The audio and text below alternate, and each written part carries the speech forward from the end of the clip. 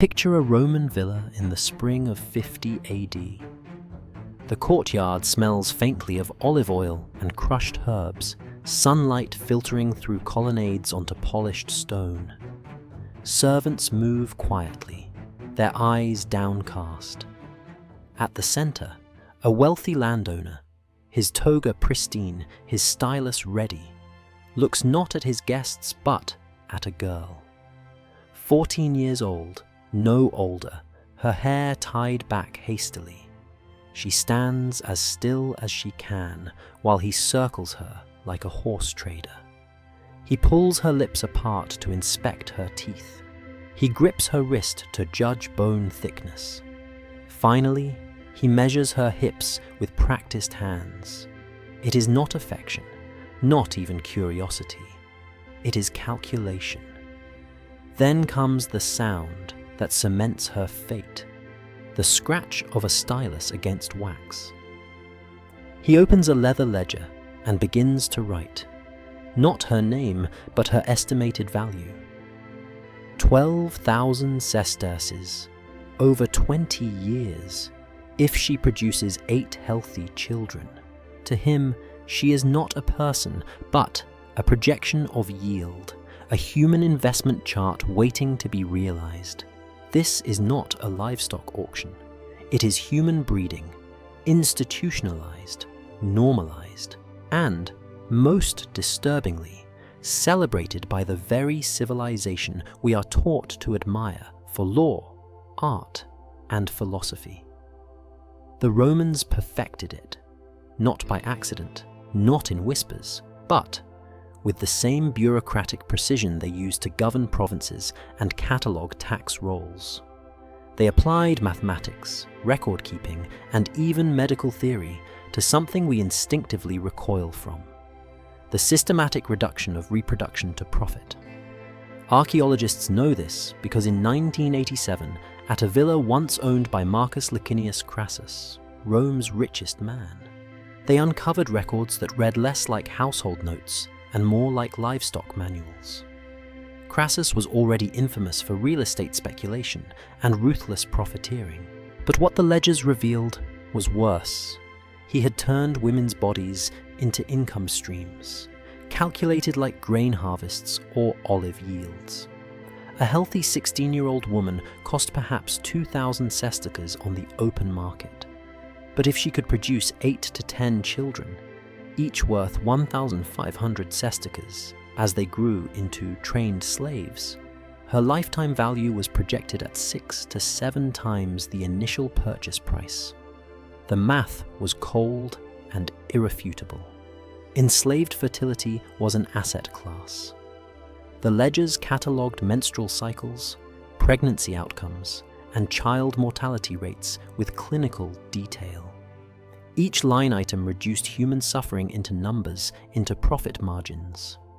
One entry praised a Greek woman as a proven breeder, vouched for by her previous owner for both quality of offspring and reliability of birth intervals. Another noted the sale of a woman who had failed to conceive within a year, her price slashed, her humanity ignored. To the Roman elite, wombs were not sacred. They were economic engines. But the horror went deeper still. These were not random pregnancies.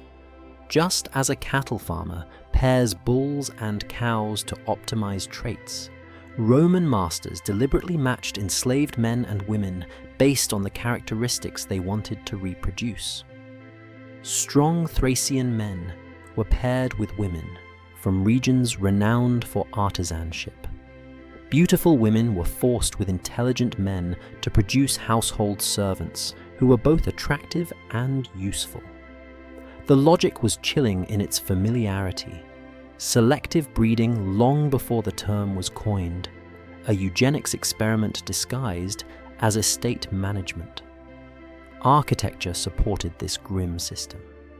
At Crassus's villa, archaeologists identified separate living quarters for pregnant women. The chambers were larger, not for comfort, but to house multiple infants and minimize disease spread.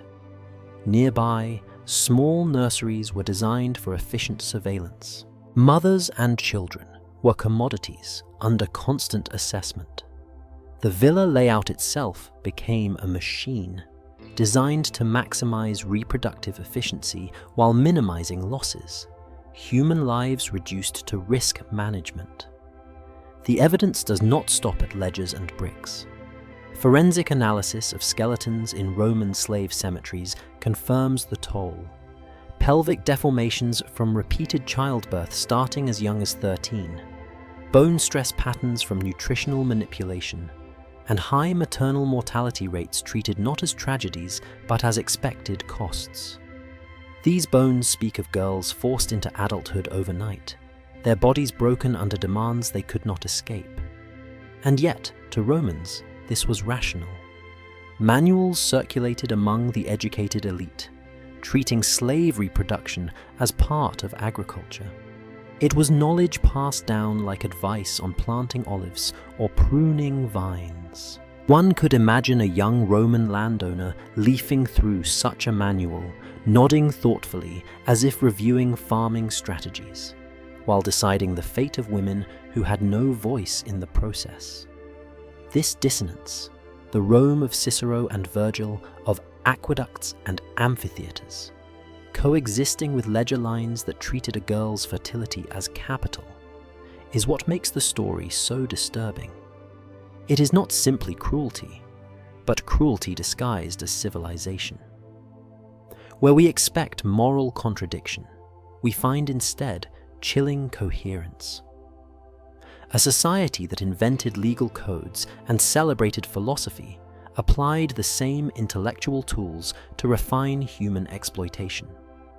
The girl in the courtyard could not have known any of this. She only knew the master's hands, the ledger's scratch, and the way her childhood collapsed into silence as her future was decided for her.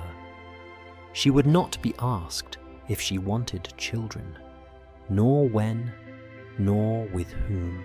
Her life expectancy, her health, even the survival of her offspring, all had already been weighed, projected, and recorded before she drew her next breath. That single scene, the courtyard inspection, the ledger entry, encapsulates the system we are about to explore. It is the doorway into a world where Rome's wealth was not just extracted through conquest, but cultivated in nurseries and wombs, engineered in villas where every pregnancy was a business decision. And it forces us to ask, when a civilization can calculate profit from human reproduction with such precision, what does that say about the foundations of its greatness? Step into the mind of a Roman economist. Imagine him running his fingers along a wax tablet covered in tidy columns, ages, purchase prices, birth records, projected profits. To him, numbers reveal truths more dependable than human faces.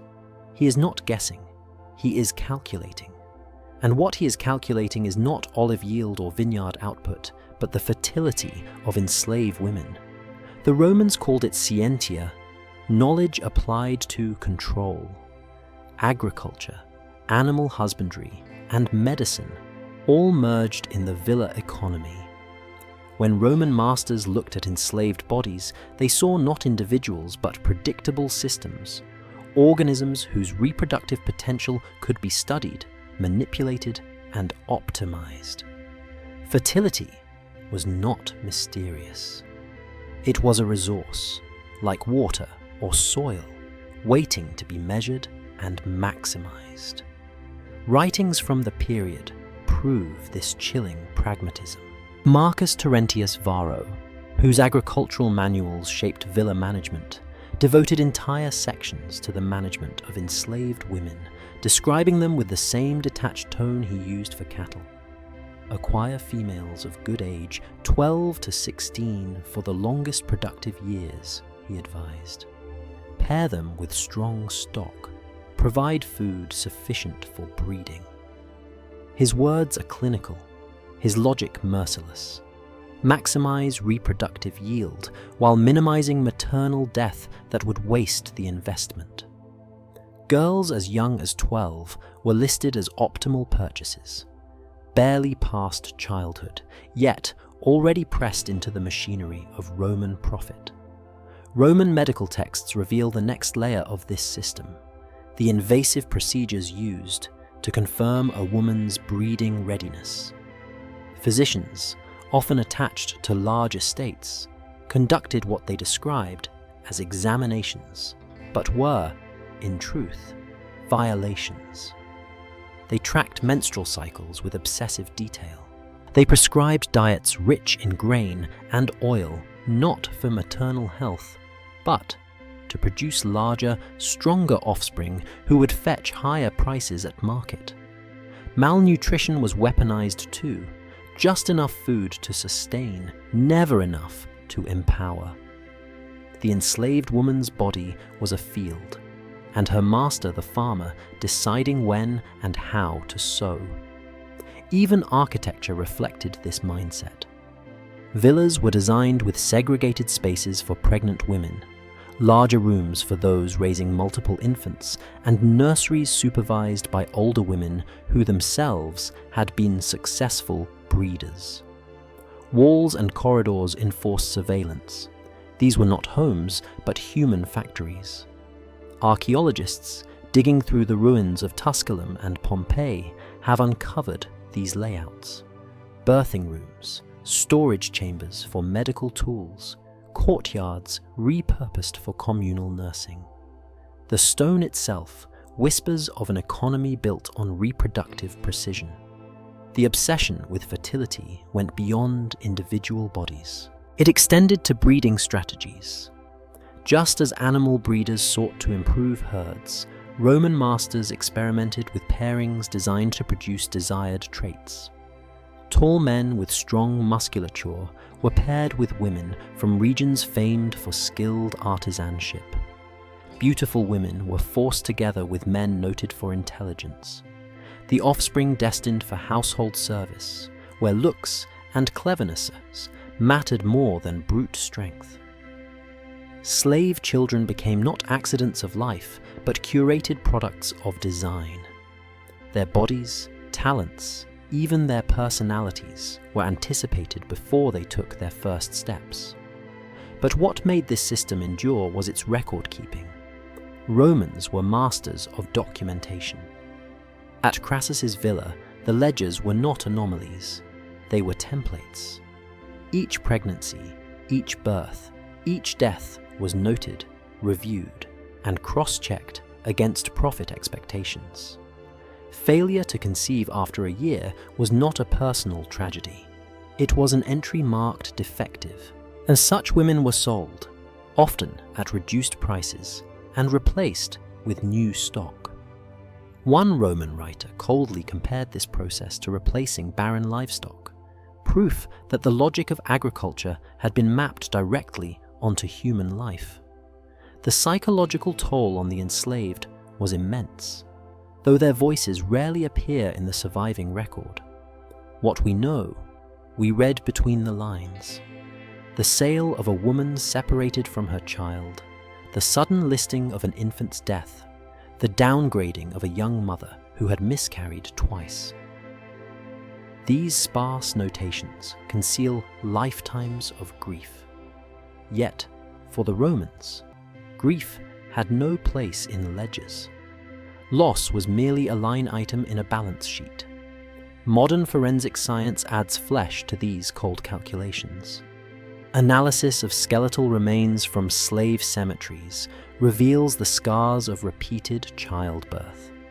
Pelvises warped by too many pregnancies, spines bent from carrying both children and burdens. Some skeletons show evidence of malnutrition in mothers, even while their infants' bones show relative health, suggesting mothers starved themselves to feed their children or had their rations diverted under orders.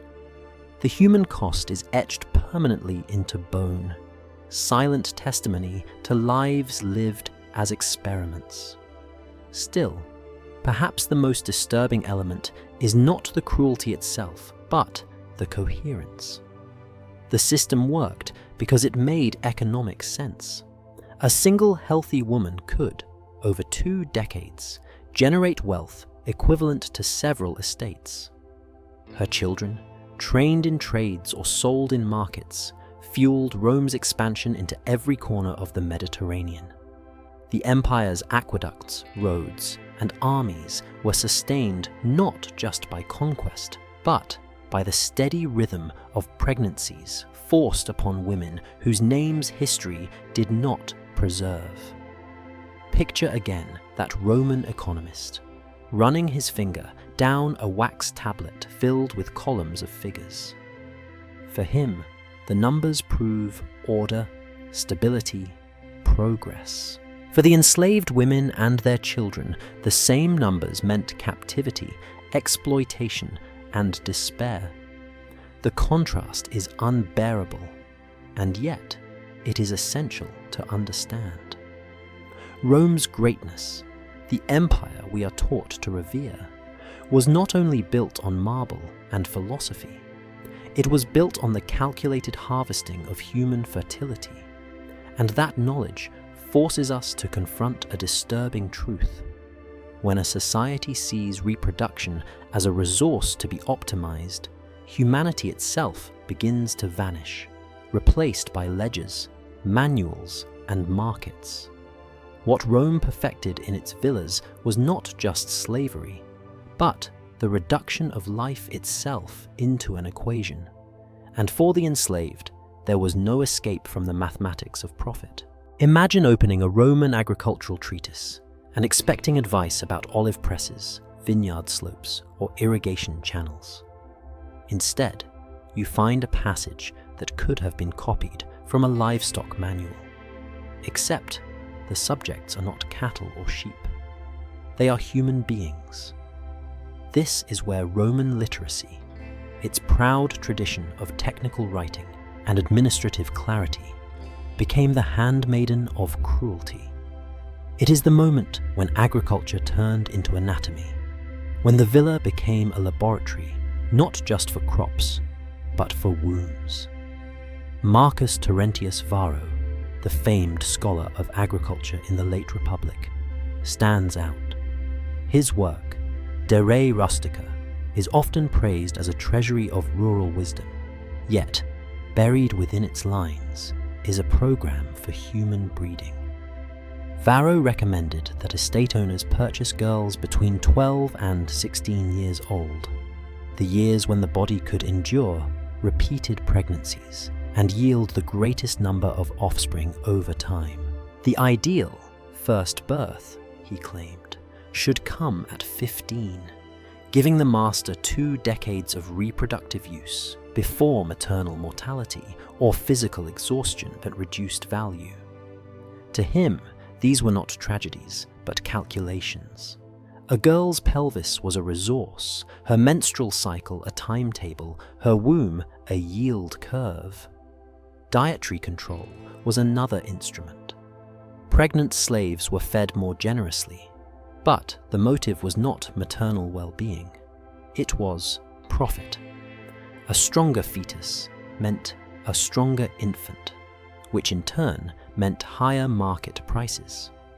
Medical writers advised adding barley, cheese, or meat at key stages of pregnancy, not out of compassion, but because, quote, small children weaken the household stock. Every loaf of bread was an investment strategy.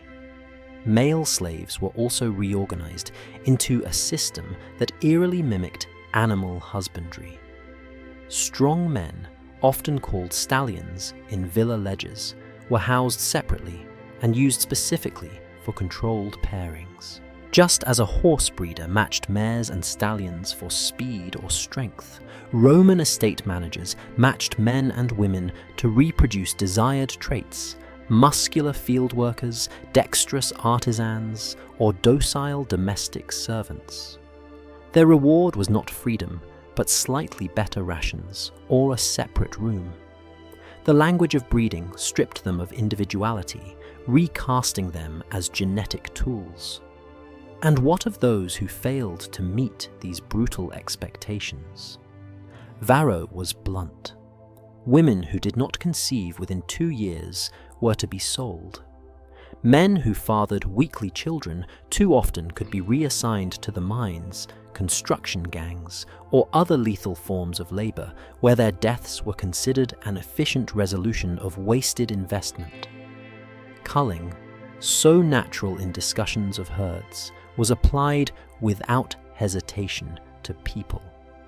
What makes this especially horrifying is not simply the practice, but the paperwork.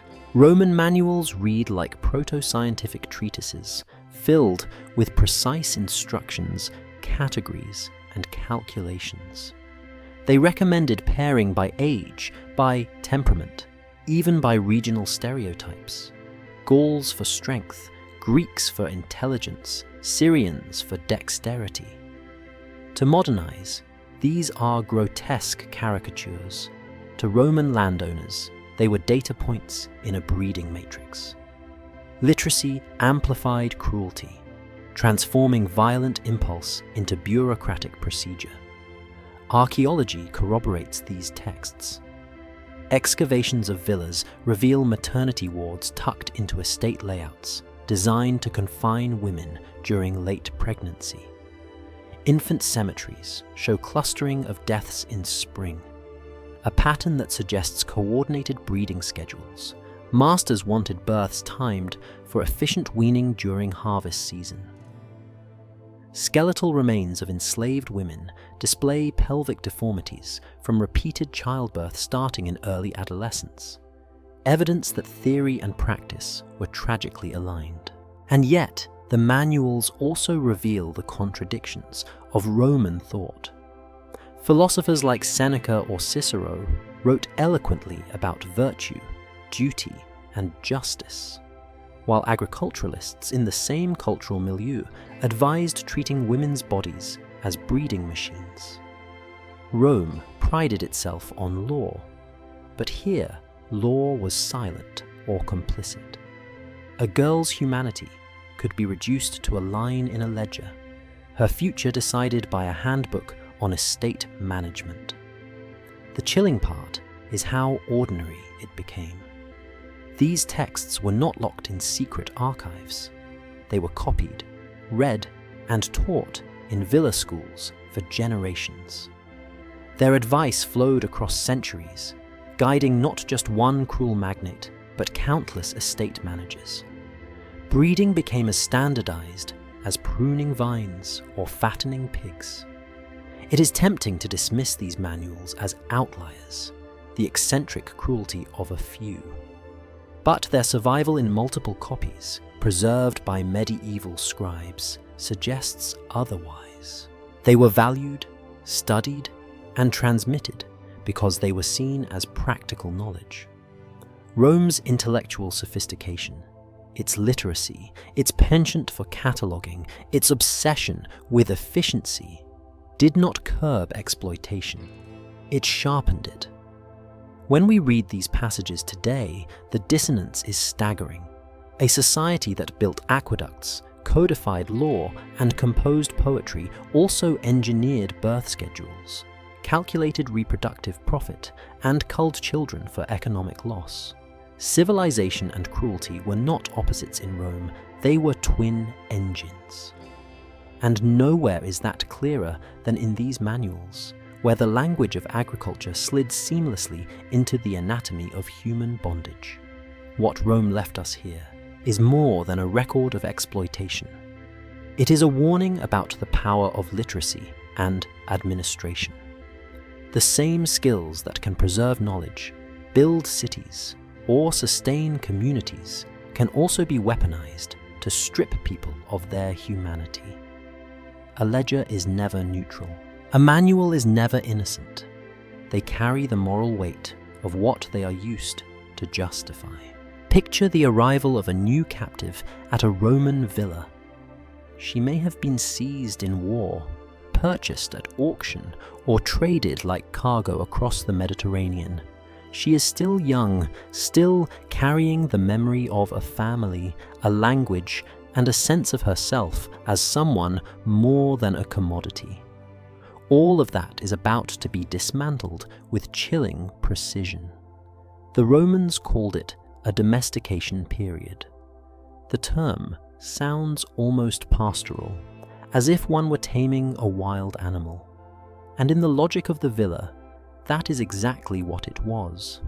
The systematic breaking of a human being to prepare her for life as breeding stock. The process began with isolation. Newly purchased women were separated from the general slave population, sometimes for 6 months to a year. They were housed in individual cells or confined to small quarters where their only contact came from a designated trainer, usually an older enslaved woman who had already submitted to the system. This mentor embodied the end state the master desired: obedience, resignation, and willingness to perpetuate the cycle. Psychological dependence was the goal. If the newcomer's first and only source of comfort was the person enforcing compliance, resistance weakened quickly. Language was the next barrier to fall. Enslaved girls who spoke Thracian, Gallic, or Syriac were punished if they uttered their native tongue. Overseers enforced Latin as the only acceptable language, with whippings or food deprivation for even a whispered word of home. This was more than a communication policy. It was a deliberate erasure of identity. To forget one's language was to sever the last tie to heritage, to kin, to a sense of belonging anywhere beyond the estate walls. A woman who could no longer pray in her mother's tongue was easier to remake in the image of Roman necessity. Then came the examinations, presented as medical procedures, but functioning as both humiliation and control. Roman physicians, or estate overseers, trained in their techniques, subjected young women to invasive inspections under the guise of assessing fertility. These so-called medical rituals broke bodily privacy and established from the beginning that their sexuality was no longer their own. Manuals describe checking pelvic width, menstrual regularity, and breast development as though they were inspecting broodmares. For the woman, the lesson was brutal, resistance was futile, and even the most intimate parts of her life were now public property. Food became another tool of domination. During domestication, rations were deliberately restricted. New arrivals received meager meals, just enough to keep them alive, never enough to give them strength to resist. Compliance was rewarded with extra bread or a cup of diluted wine. Defiance or despair brought starvation. The message was simple and devastating. Survival itself depended on obedience. Hunger rewired the brain.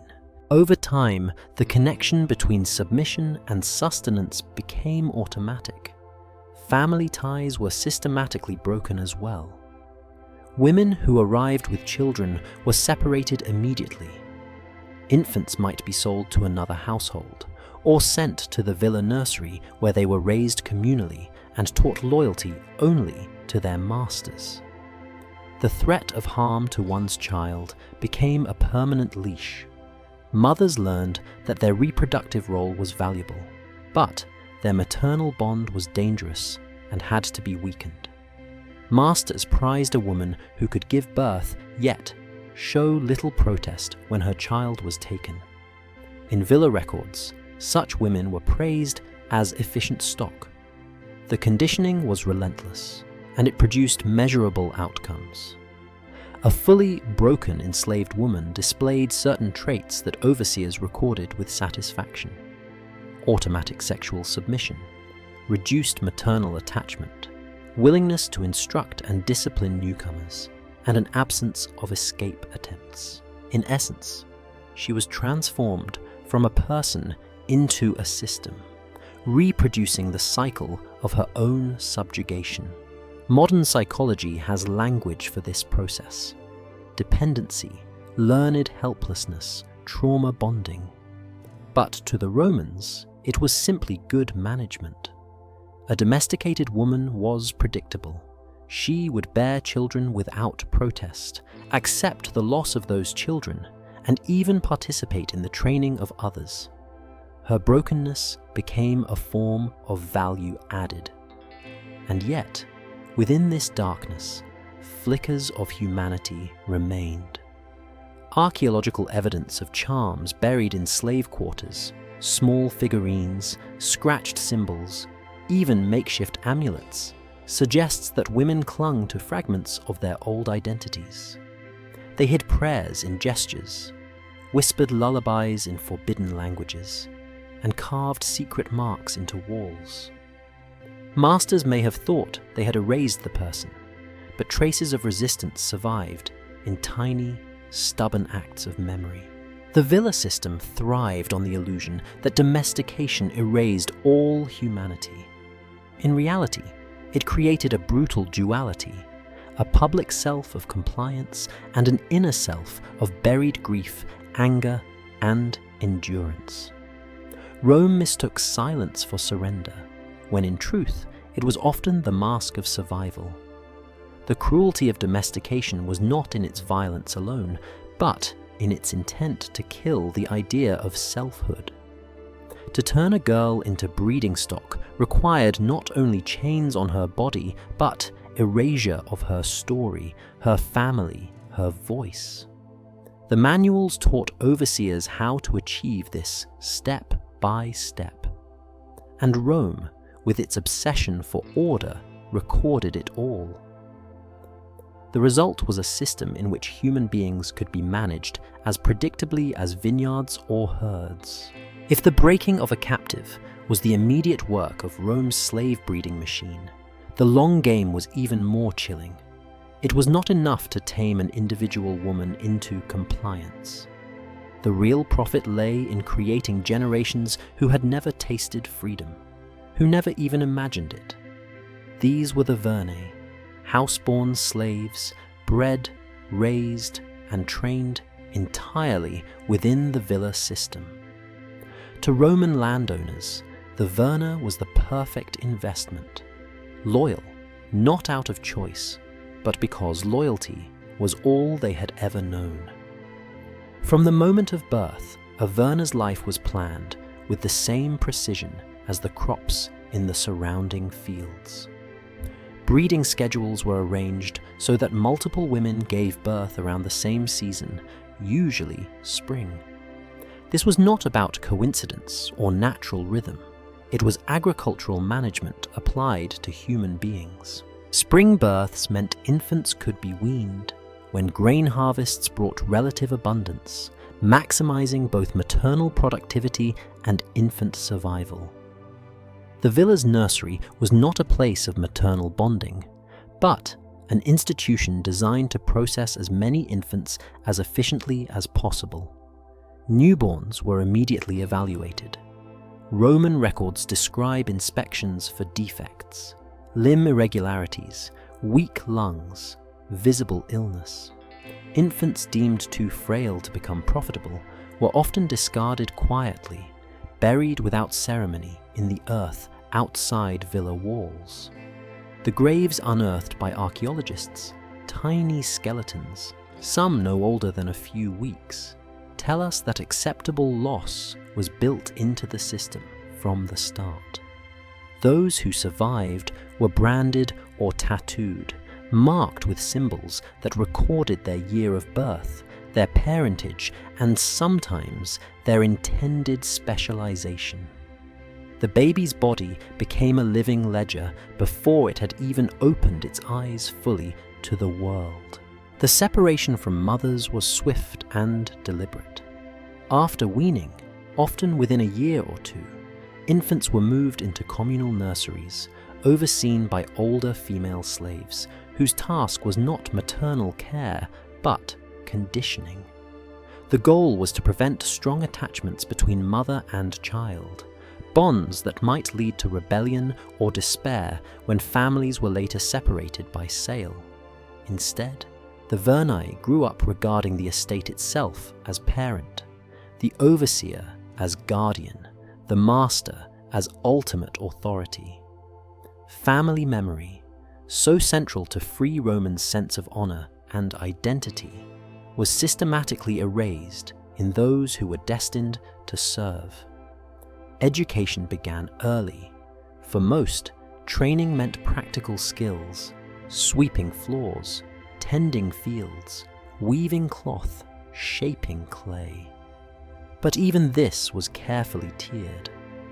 Villa records show that children were observed and sorted. Those with nimble fingers were directed toward crafts, those with physical strength toward agricultural or construction labor. Some boys and girls who showed unusual intelligence were streamed into higher functions: clerks, scribes, household stewards. In these cases, the villa provided literacy, mathematics, even a veneer of philosophical education. But this gift was always framed as belonging to the master, not the child. A literate Verna was valuable because he or she could manage accounts, oversee other slaves, or negotiate trade, all for the master's enrichment. For girls marked as future breeders, training took another form. From adolescence, they were introduced to what manuals euphemistically called sexual preparation. This meant teaching compliance, conditioning the body for repeated pregnancies, and ensuring that emotional bonds with partners did not interfere with productivity. Overseers wanted breeders who could conceive regularly and bear children without resistance, but who would not mourn too deeply when those children were sold or reassigned. Psychological blunting of maternal instincts was considered an achievement. Roman agronomists like Varro openly praised Vernae as superior investments. Unlike purchased captives, they did not carry memories of lost freedom or foreign homelands. They were born to the house, and therefore more docile, more reliable, more easily trained. Records suggest that wealthy estates aimed for at least 80% of their slave population to consist of Vernae, a self-replenishing stock that reduced dependence on expensive external markets. It was, in the language of economics, efficiency perfected. In the language of humanity, it was generational bondage carefully engineered. The architecture of villas reinforced this. Excavations reveal entire nursery complexes with heated floors to prevent infant deaths in winter, not out of compassion, but to protect investment. Communal feeding halls show benches scaled for children. Play spaces existed, but play itself was monitored. Games that fostered obedience, drills disguised as recreation. The child's body was conditioned to work even before full strength had developed. Every corner of the villa whispered the same message. You were born here, you belong here, and you will never leave. Over time, the villa created a population that could not imagine freedom. The memory of captivity, rebellion, and loss faded when generations had never known anything else. A boy branded at birth, raised in the nursery, trained in the fields, might never hear a story of another way of life. A girl conditioned from adolescence to conceive on command would pass her resignation to her daughters. And the master, looking upon this cycle, congratulated himself for his foresight. And yet, here again, we must listen for the whispers of resistance. Archaeologists have found scratched symbols on nursery walls, marks that do not match Roman letters but resemble tribal designs from distant provinces. Did an older slave, remembering her homeland, pass fragments of culture to a child in secret? Did lullabies survive, carried on in melodies hummed softly at night. The system sought to erase memory, but memory has a way of lingering in song, gesture, and silence. Even within the engine of domesticated bondage, humanity flickered stubbornly. To the Romans, the Verna was proof of mastery, a living product of a system that could turn wombs into yield curves and children into permanent property. To us, the Verna is a reminder that cruelty reaches its most chilling form when it ceases to look like violence and begins to look like routine. Generational slavery was Rome's hidden cornerstone, the quiet arithmetic beneath its grandeur. And each branded child carried the weight of an empire's prosperity on their tiny shoulders. Imagine the noise of a Roman marketplace, not the chatter of vegetables and spices, but the hum of buyers calculating the worth of human lives. In the center stands a raised wooden platform. On it, men, women, and children are paraded not as people, but as merchandise, their bodies inspected, their histories summarized as if they were entries in a livestock catalogue. This was the auction theatre, the most public face of Rome's private breeding systems, where the hidden routines of the villa spilled into spectacle and finance. Unlike spontaneous sales, auctions were carefully staged events.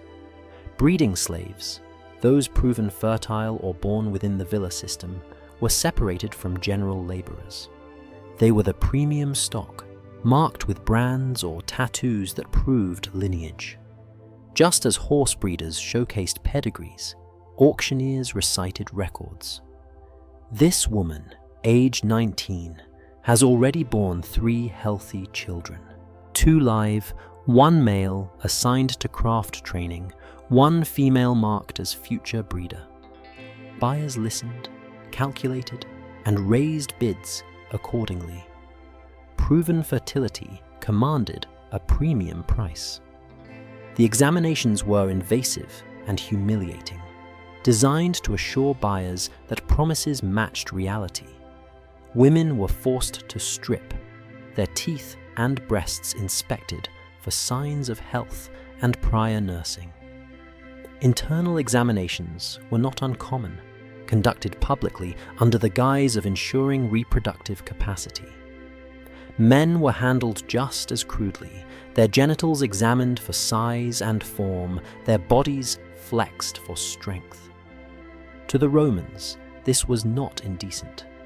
It was diligence, as normal as checking a mule's hooves. The performance extended beyond anatomy. Many auctions staged demonstrations. A woman might be asked to grind grain or weave on the spot, showing the skills she could pass to her children. A man might lift weights or display combat techniques. Children were brought forward, not just as individuals to be sold, but as living proof of a mother's reproductive track record. A strong, healthy child walking beside a young mother was more persuasive than any ledger entry. Family separation was not an accident of this process. It was part of the sales strategy. By selling a mother to one buyer and her child to another, auctioneers maximized profit while reminding all present that bonds of kinship carried no protection under Roman law. Buyers knew this. Sellers encouraged it. Each broken family served as another reminder that people were not people here. They were units, divisible, exchangeable, and subject to the arithmetic of demand. Crowds gathered not only to buy, but to watch. Auctions became public theatre, a form of civic entertainment layered over commerce. Citizens, even those too poor to purchase, attended to see the spectacle of empire's power laid bare. There was an unspoken reassurance in watching human beings treated as inventory. Rome was wealthy enough, strong enough, confident enough to turn entire populations into commodities. For the audience, it was not cruelty, but confirmation of order. The language of the auction was just as dehumanizing as the rituals. Auctioneers used terms borrowed from animal husbandry. Stallion for proven male breeders, broodmare for fertile women, foals for young children. A slave's price sheet could include notes on temperament, productivity, and even cosmetic appeal, just as one would list the qualities of cattle. The audience laughed, bargained, and applauded. Behind the laughter, though, lay a chilling truth. This spectacle normalized atrocity by wrapping it in familiarity. There was also a financial rhythm to these events. Breeding slaves were seen as long-term investments. Buyers expected to profit not only from immediate labor, but from decades of reproduction.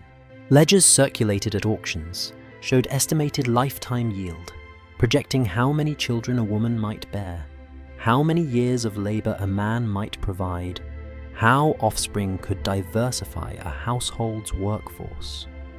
It was as if the marketplace traded in human futures, and in a sense, it did. Archaeological evidence gives texture to this scene. Tablets found near Pompeii record auction transactions, noting names, prices, and distinguishing marks. One record lists a girl of 13 sold for a high price because she was of good family stock and unspoiled. Language that reveals how virginity itself was commodified as potential value. Another lists a man praised not only for strength, but for having already fathered multiple children who were deemed robust. The system prized fertility as much as skill, and the auction was where that value became cash. For the enslaved, the auction was both an end and a beginning.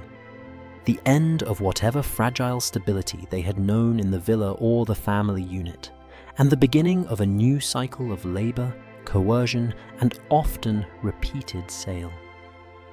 Few could control their fate. Resistance at the auction block was dangerous. Silence and compliance were survival. Yet, whispers of defiance appear even here. In the graffiti, scratched on walls near known market sites, some marks resembling prayers, curses, or fragments of names perhaps left by those who longed not to be erased. Rome's auctions remind us that cruelty thrives not only in secrecy, but in spectacle. By turning human breeding into public theatre, the empire ensured that every citizen became complicit. Some watched, some bought, some laughed, but all participated in the normalization of a system that transformed the most intimate human capacities, love, sex, childbirth, into commodities for sale. It was cruelty draped in ritual, finance disguised as entertainment, and it carried the weight of Rome's prosperity on its stage. In the polished marble world of Roman villas, medicine was not a profession of compassion, but a branch of economics. When the patient was an enslaved woman, her worth was not measured in comfort or longevity, but in the strength of the children she could produce. Physicians and agricultural writers described their craft with the same detachment as a farmer discussing the health of sheep, blending gynecology with animal husbandry until the line between human and livestock blurred. The medical management of reproduction began long before conception.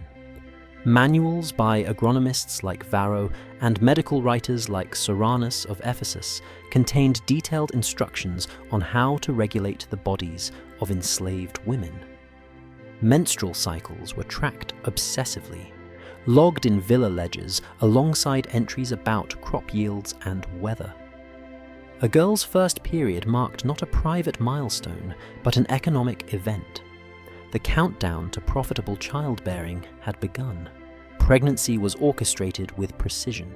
Villa physicians recommended diets not to protect the mother, but to enlarge the fetus and ensure robust infants. Pregnant women received measured rations of grain, wine diluted with water, and occasional meat, not for their health, but because malnourished mothers bore weaker children who fetched lower prices. Herbal concoctions were administered to encourage vitality, while remedies for morning sickness were withheld unless symptoms interfered with work. The mother's suffering was incidental. The infant's market potential was paramount. When complications arose, medicine revealed its dual nature, technically sophisticated, yet morally indifferent.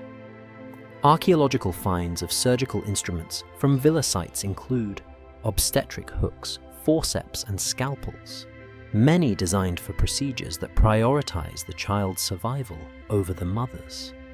If a laboring woman faltered, intervention meant cutting her open to retrieve the infant. Roman physicians performed early versions of caesarean sections, but these were not the life-saving surgeries of modern medicine. They were performed on women expected to die, a final act of salvage to prevent economic loss. Soranus, often celebrated as a humane medical writer, advised balancing maternal well-being with fetal outcomes. But even he assumed that enslaved mothers were expendable if the child could be saved. In villa practice, the calculus was harsher still. The mother was an investment unit, replaceable through purchase, while the newborn represented fresh capital, with decades of labor potential ahead. Infant care itself was heavily medicalized, though not out of tenderness. Newborns were inspected within hours of birth for defects. Weak or malformed infants were often culled, their tiny bodies consigned to mass graves found in excavations around villa sites. Healthy babies were sometimes subjected to branding or tattooing to mark lineage and ownership. Surviving records describe physicians prescribing special diets for nursing mothers. Again, not for their benefit, but to improve the milk quality that nourished valuable infants. Men's bodies, too, came under medical scrutiny. Enslaved men designated as stallions for breeding were fed diets of beans, nuts, and meat to maximize virility. Physicians devised crude fertility tests, often involving timed couplings and subsequent observation of pregnancy outcomes. Those who failed to sire children were marked as defective and reassigned to dangerous labor. Medical language cloaked these practices in legitimacy. Impotence was not a personal misfortune, but a defect of stock, to be managed like any other failure of yield. The cold rationality of Roman medicine in the villa is confirmed by archaeological finds. Gynecological instruments discovered in sites like Pompeii include dilators, specula, and scalpels that mirror descriptions in medical texts. Bones of young women reveal the toll of repeated childbirth, with pelvic deformities and stress fractures consistent with pregnancies forced from adolescence onward. Infant remains clustered in villa burial grounds suggest shockingly high mortality rates, which the owners accepted as part of the arithmetic of breeding. What is most chilling is how the language of care was inverted. Physicians wrote of managing reproduction, of guiding labor, of preserving the estate's value. Healing, in this system, meant keeping the breeding machine running smoothly, not easing pain or extending life.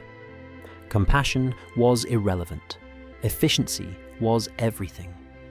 A woman screaming in labor was not a subject for empathy, but a potential risk to investment.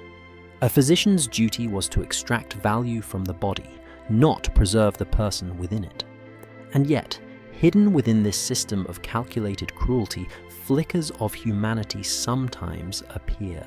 Inscriptions mention enslaved midwives, women who, though themselves trapped in bondage, provided genuine care to one another. These midwives possessed knowledge passed down through generations, rooted less in the cold calculus of villa ledgers and more in the rhythms of survival. Archaeologists have found charms and amulets in slave quarters, tokens for safe delivery, prayers against infant death. These whispers suggest that even in a world where medicine was weaponized for profit, enslaved women fought to preserve fragments of tenderness. Still, the overarching reality was clear. Medicine in the Roman breeding system was not mercy, but management.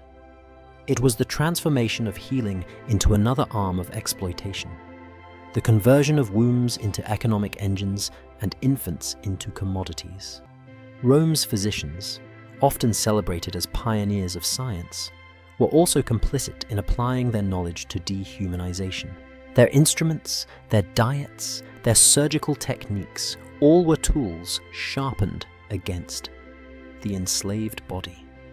What remains today are the bones and the tools, a pelvis scarred by too many labors, an infant skeleton buried without ceremony, a bronze speculum gleaming under museum lights. They remind us that Rome's medicine was never neutral. It was always entangled with power, profit, and the relentless pursuit of control. To call it medicine without mercy is not exaggeration, but simple truth. It was science bent toward cruelty, precision weaponized against the most vulnerable. To understand why Rome invested so heavily in breeding programs, we must zoom out from the individual villa to the empire's vast economic machinery.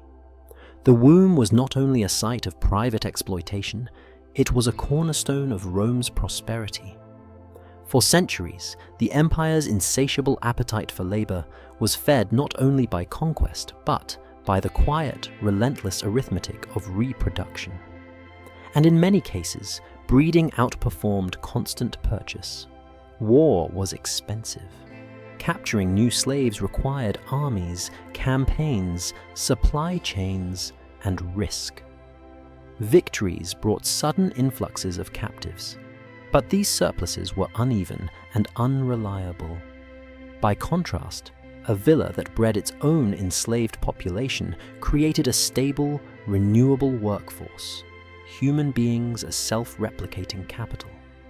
Owners could forecast future profits by projecting birth rates and mortality tables, just as they calculated grain harvests or wine yields.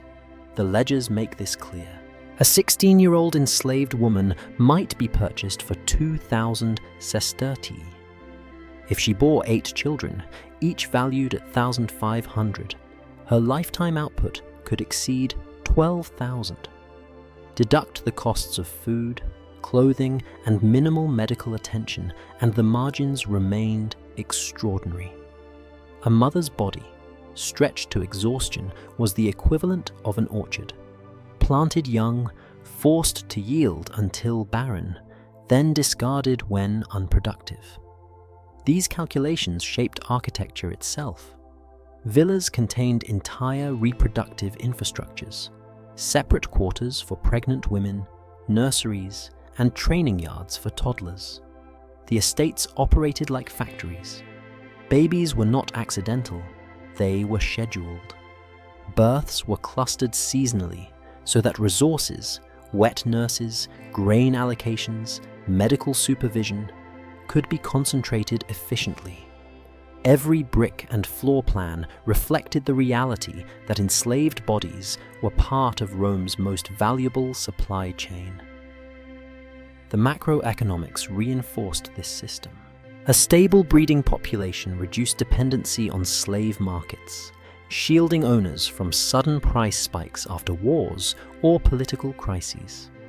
It also created surpluses that could be sold in urban centers, spreading profit outward.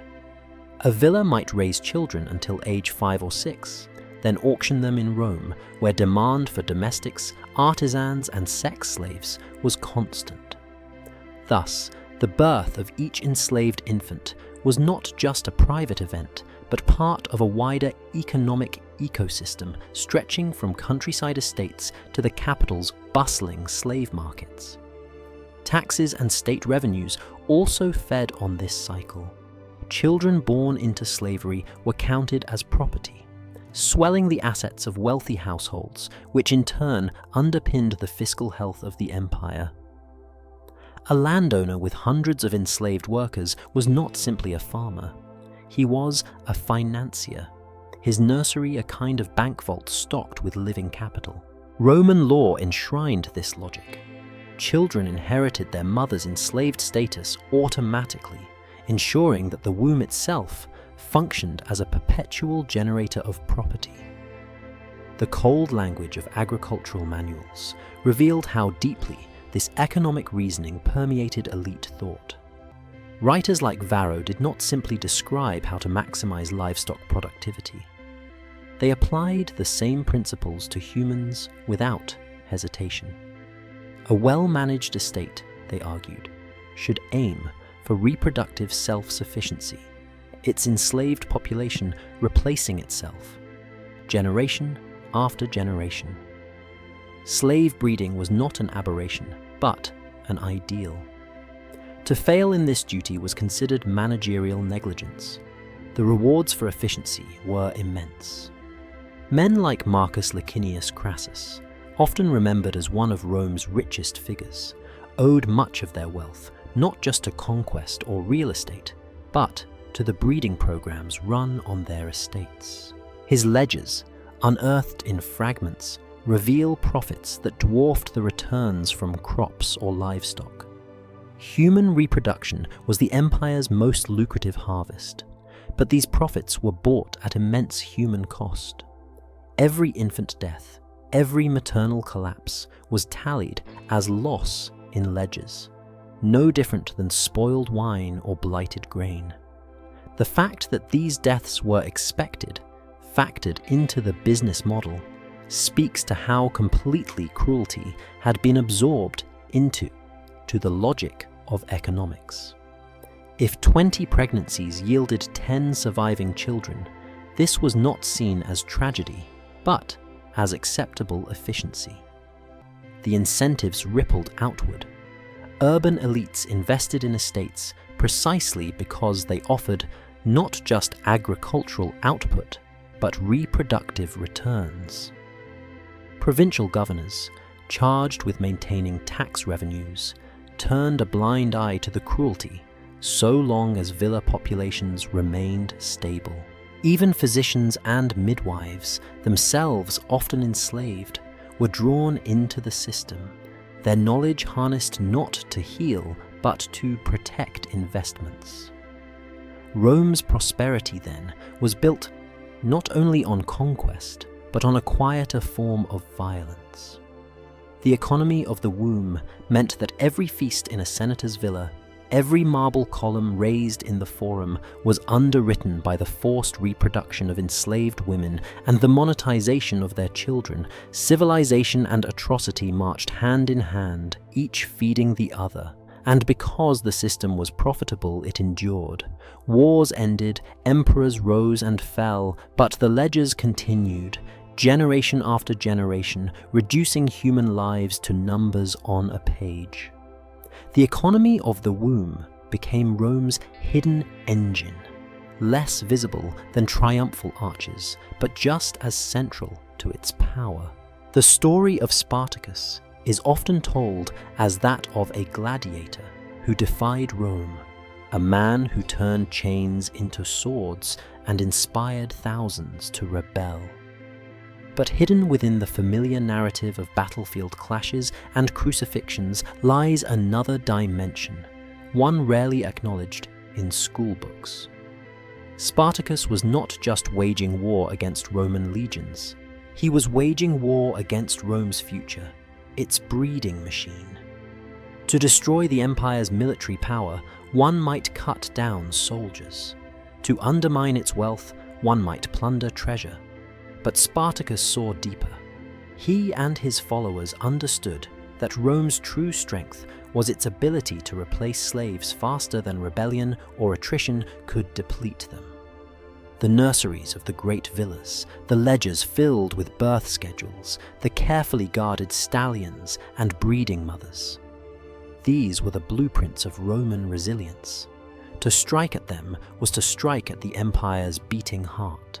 When his revolt erupted in 73 BCE, Spartacus did not simply flee with his fellow gladiators from Capua. He began targeting the countryside villas of southern Italy, moving through Campania, Apulia, and Lucania with precision. Archaeological evidence and Roman accounts hint that these raids were not random plunder.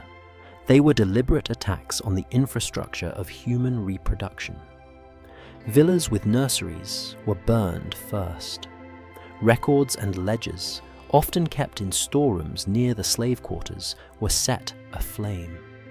Pens that held pregnant women and children were broken open. Fires consumed wooden cradles and training equipment. Imagine the scene.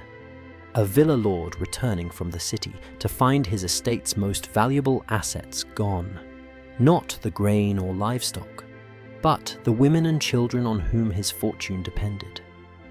The flames Spartacus lit did more than scorch walls. They incinerated the fragile paper order that turned wombs into property. Freed captives scattered, some joining his ranks, others disappearing into the mountains.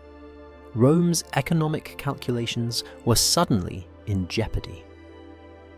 Roman sources, hostile though they are, betray a nervous recognition of this. Dispatches from Marcus Licinius Crassus, the general tasked with crushing the rebellion, often prioritize the recapture of estates with significant enslaved populations. He understood that if Spartacus continued burning nurseries and destroying breeding records, the empire's carefully managed reproductive cycle could unravel within a generation. It was not just manpower for war that Spartacus threatened, but the long-term wealth of Rome's elite.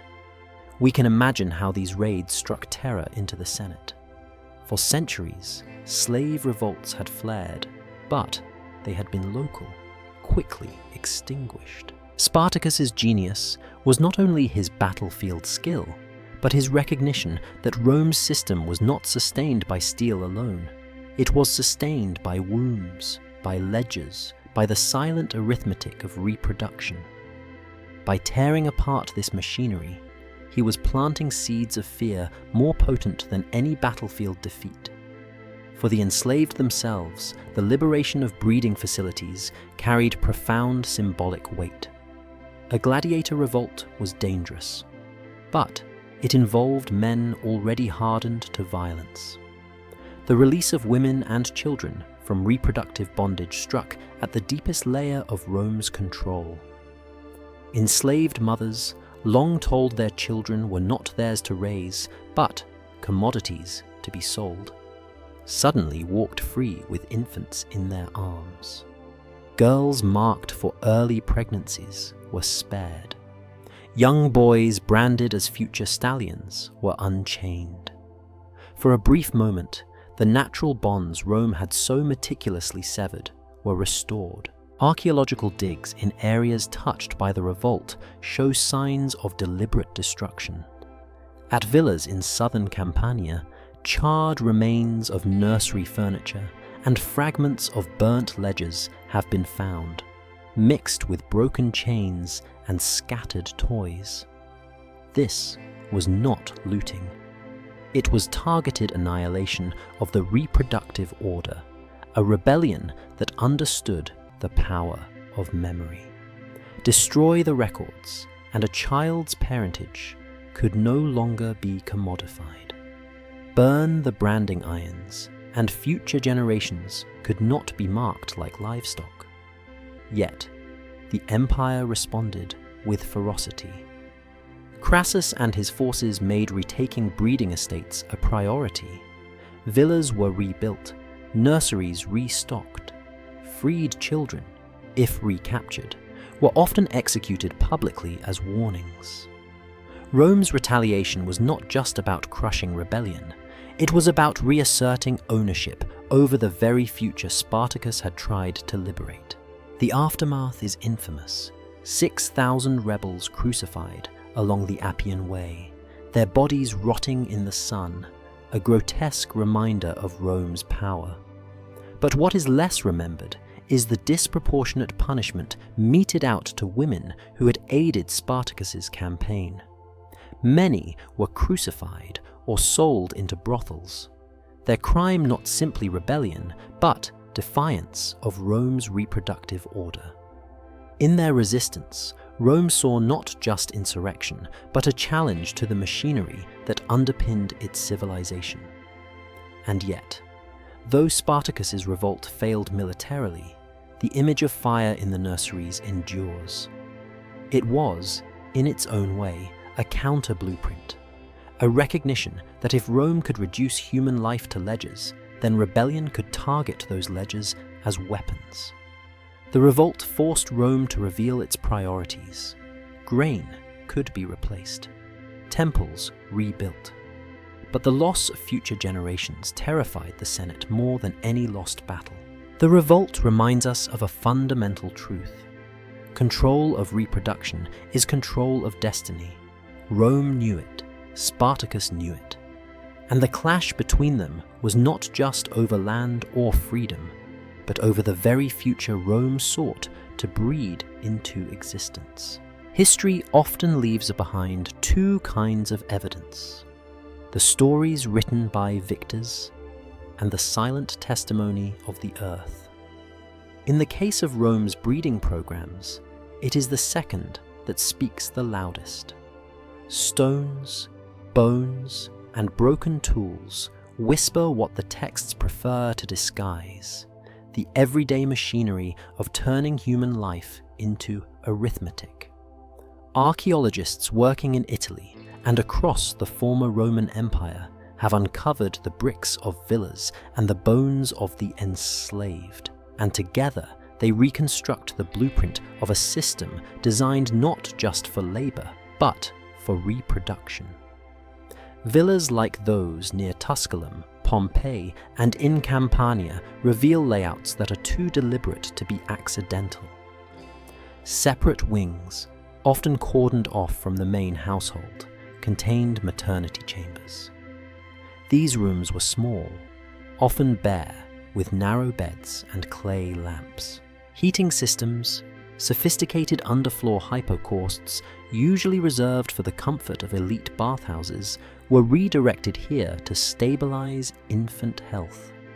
The architecture itself testifies children were an investment worth warming. Excavations at the villa of Quintus Hortensius near Tusculum brought the reality into sharp focus. Alongside the main atrium and gardens were isolated nursery blocks with walls thick enough to muffle sound. Inside, archaeologists found terracotta feeding bottles shaped like animals, rattles, and tiny bracelets, all discovered in layers of ash from when the villa was abandoned. The presence of such items, clustered in spaces far from the master's residence, reveals a chilling truth. Infants were managed collectively, their early years controlled not by mothers, but by the estate itself. Bones tell the rest of the story. In cemeteries attached to villa sites, forensic studies have revealed repeated pregnancies in young women. Pelvic deformation, scarring, and joint damage suggest childbirth beginning as early as 13 or 14 years of age. One skeleton, studied at a site outside Rome, bore evidence of at least 6 births before the woman's early death in her 20s. Her bones had fused unevenly from repeated trauma, a body literally bent by the demands of forced reproduction. These are not isolated cases. Osteological surveys show a pattern across estates. Mass infant burials add another layer of horror. At sites near Pompeii and in North Africa, archaeologists have uncovered shallow graves containing dozens, sometimes hundreds, of tiny skeletons. The uniformity is striking. Many of these infants were under 6 months old. High infant mortality was common in the ancient world, but the concentration of remains in villa contexts, coupled with evidence of selective survival, suggests deliberate culling. Babies deemed weak or unprofitable may not have been permitted to survive. Forensic analysis shows signs of malnutrition in some, head trauma in others. In these silent grave pits, we glimpse the cold efficiency of economic decision-making applied to human lives measured in weeks. Tools recovered from villa medical rooms complete the picture. Bronze gynecological instruments, specula, forceps, and probes have been found in association with slave quarters, not elite houses. These were not tools of compassion, but of control. Medical writers like Soranus described procedures for examining reproductive capacity, and the archaeological evidence confirms they were put to practice. At Tusculum, one storeroom yielded dozens of small clay tablets etched with abbreviated notes, likely menstrual records, each mark corresponding to cycles, failures, or successes. To see such clinical evidence beside the skeletons of women who bore the cost of those calculations is to witness bureaucracy made flesh. Even bricks hold testimony. Some villa nursery walls bear graffiti, scratched by older children, simple drawings of animals, stick figures, or names. Scholars believe these may have been attempts by enslaved children to assert identity in spaces where their futures were predetermined. In one site in Campania, the etched name Felix appears repeatedly, carved at different heights on the same wall over years, as if the child grew taller but clung to his name even as the system stripped him of family and freedom. These marks are as poignant as they are fragile, a reminder that even in an industrialized system of control, individuality resisted erasure. The seasonality of births, too, has left its imprint. By studying isotopes in bones and the spacing of infant burials, archaeologists discovered that many villa slaves gave birth at predictable times of year, often in spring. This aligns with agricultural treatises recommending scheduled pregnancies to synchronize weaning with harvest. It meant mothers could be put back to work when grain needed threshing, while older infants could be fed with pap or goat's milk. In other words, biology was subordinated to the calendar of profit. The sheer scale of these findings forces us to reconsider Rome's celebrated genius. The same culture that engineered aqueducts and amphitheaters engineered spaces to maximize infant survival rates, not out of humanitarian concern, but to guarantee a steady supply of replaceable bodies. The bricks arranged into nursery complexes were as much part of the empire's infrastructure as roads and fortifications. The bones scattered in graves are the hidden foundation stones of Roman prosperity. What makes this evidence most devastating is how ordinary it reveals the practice to be. There are no grand inscriptions boasting of breeding programs. Instead, there are mundane ledgers, cheap feeding bottles, branded infant bones, and nursery graffiti. It was not spectacle, but routine. And perhaps that is why it is so haunting. Atrocity normalized, hidden within the walls of every great estate. Standing among the ruins today, you can almost hear the faint echoes, the muffled cries behind thick nursery walls, the scrape of a stylus marking another cycle in clay, the weary footsteps of women marched into chambers where childbirth was not a family event, but a calculation. The bricks and bones do not lie. They tell us that Rome's greatness was built not only on conquest abroad, but on relentless reproduction at home. Rome's breeding programs might feel like a nightmare confined to the past, a cruelty buried with bones beneath villa floors. But history has a way of echoing forward, reshaping itself in new languages and new economies. The blueprint drawn by Roman magnates, wombs as yield curves, infants as investments, records as shackles, did not vanish with the fall of the empire. It travelled, adapted, and resurfaced in systems of bondage across continents and centuries. When European colonizers arrived in the Americas, they did not invent plantation slavery from nothing. They inherited centuries of precedent, some of it explicitly Roman.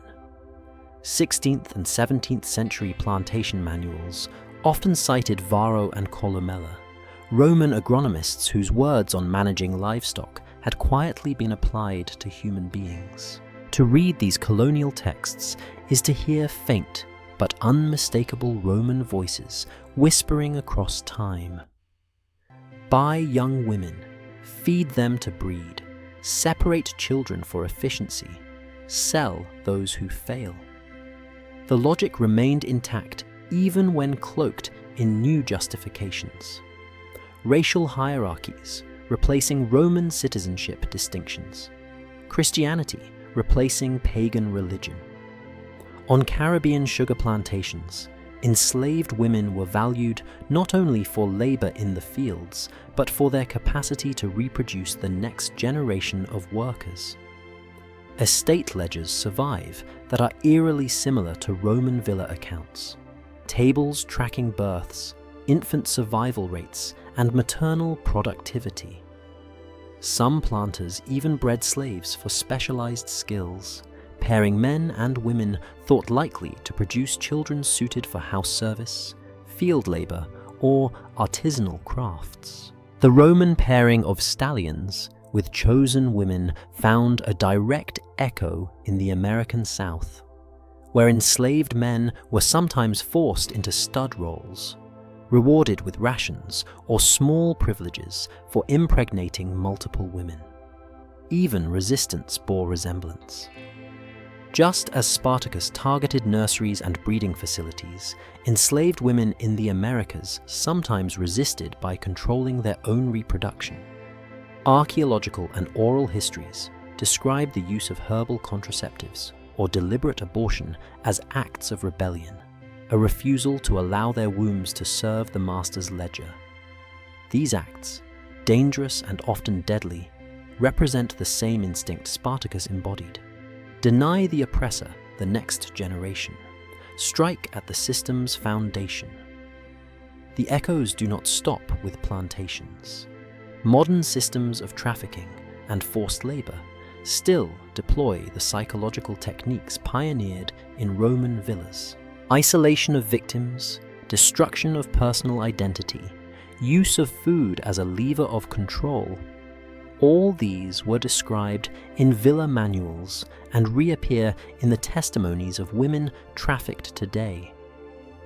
Survivors of sex trafficking often describe being given new names, forbidden to speak their native language, and rewarded with food only for obedience. It is the same formula Varro outlined: erase the past, weaken the body, and rebuild compliance on dependency. Consider how modern traffickers sometimes present themselves as caretakers, offering shelter or food while withholding them as punishment. Roman villa owners used the same manipulations, feeding pregnant women extra grain not out of kindness but to maximize infant size for market. In both cases, control is disguised as provision. Care and cruelty become indistinguishable when the person receiving them has no freedom of choice. The rhetoric of rational management has also remained a constant. Roman aristocrats described breeding programs as scientific, a mark of their sophistication. Plantation owners in the Americas spoke of improving the stock of their estates. Today, traffickers and exploiters justify their systems with the language of economics, efficiency, necessity, profitability. the vocabulary sanitizes the violence. It turns shattered bodies into numbers, grief into balance sheets. And yet, against this tide of cruelty, resistance and memory also echo. Just as Roman children scratched their names into nursery walls, enslaved people in the Americas carved symbols into cabin beams, sang coded songs, and passed on oral histories that preserved identity across generations. Survivors of modern trafficking often tattoo themselves with names or symbols as acts of reclamation, reminders that they are not merely statistics. Memory, fragile as it is, remains the counterweight to dehumanization. To trace these continuities is not to claim every system of exploitation copied Rome directly. History is rarely so neat. But Rome demonstrated with chilling clarity how literate elites, administrative skill, and economic rationality can be fused into a machinery of control. They showed how to turn wombs into assets, how to make ledgers into whips, how to normalize atrocity until it feels like mere bookkeeping. That blueprint proved portable. Plantation overseers and modern traffickers alike recognized its value because it requires no gods or emperors, only the willingness to see human beings as livestock. Rome's monuments, arches, aqueducts, amphitheaters still stand, but the truest legacy of its empire may be this more hidden architecture, the methods by which cruelty was made systematic, rational, and repeatable. And in that sense, Rome never really fell. Its echoes continue in the quiet offices where children are priced for adoption scams, in the shelters where trafficked women are told their names no longer matter, in every system that treats fertility as a ledger entry. The lesson is devastating but clear. Civilization does not inoculate against cruelty. It can refine and systematize it. Rome's brilliance was not just in its roads and laws, but in its ability to dress atrocity in the robes of reason. And those robes still hang in closets we would rather not open. Imagine the ledger of Marcus Licinius Crassus, the richest man in Rome, splayed open on a marble table. It records rows of names, or rather, numbers masquerading as names. Greek female, age 15, 2,000 sestertii, projected 8 children, value 12,000. No story, no laughter, no mention of what language she spoke to her mother before being taken. Just wombs and projections. This was how Rome erased personhood, by transmuting lives into arithmetic. But history whispers through cracks even in the most callous record.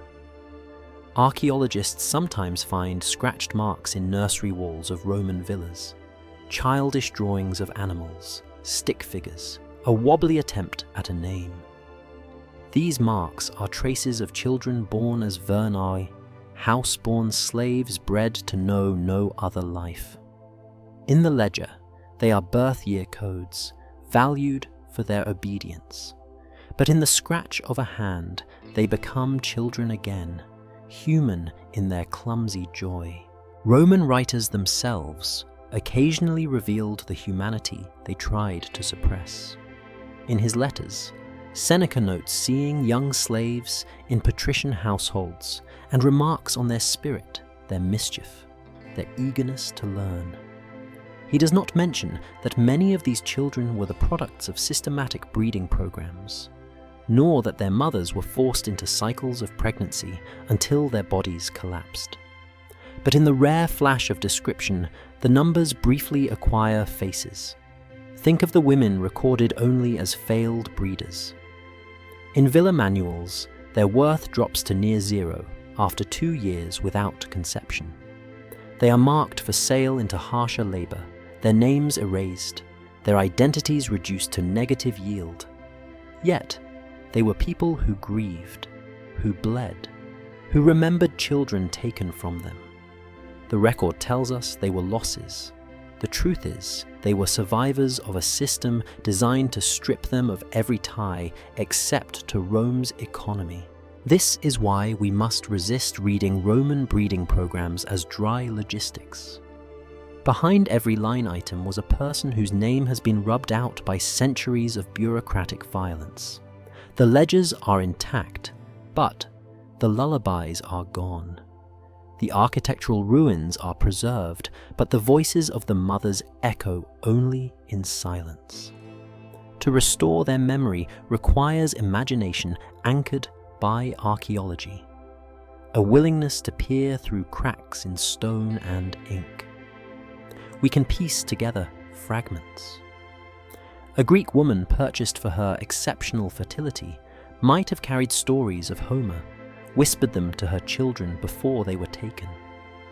A Thracian man marked as a stallion for breeding may have once been a shepherd, knowing the mountain songs of his homeland. A Verna child branded at birth might have found secret comfort in a carved amulet passed down from a grandmother sold away decades before. These are conjectures, yes, but they are acts of restoration, a refusal to let the arithmetic stand unchallenged. Rome sought to obliterate mourning too. Infants who died in nurseries were buried in mass graves, unmarked, unnamed. Yet, forensic archaeology allows us to hold them differently. Each tiny skeleton examined by modern researchers is a reminder. This child existed. They were not a line in a breeding chart. They were a life cut short.